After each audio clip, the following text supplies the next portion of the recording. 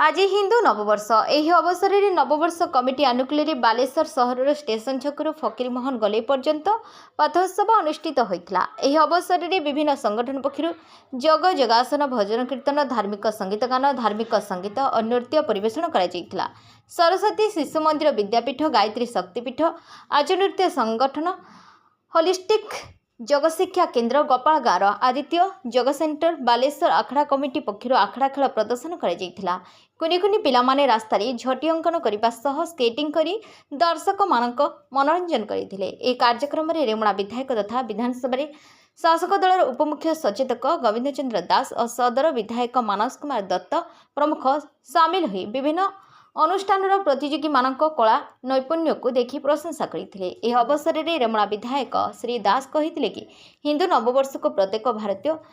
शुद्ध चित्तरे पालन करने आम संस्कृति परंपरा और अस्मिता बजाय रहिबो। पाश्चात्य सभ्यता और विदेशी संस्कृति को परित्याग करी आमे भारतीय और सनातनी माने निज राष्ट्र मुनि ऋषि मानक परामर्श और नीतिबाणी मुताबक निज संस्कृति और धार्मिक भावना को बजाय रखिबार बेल उपनीत होइछि।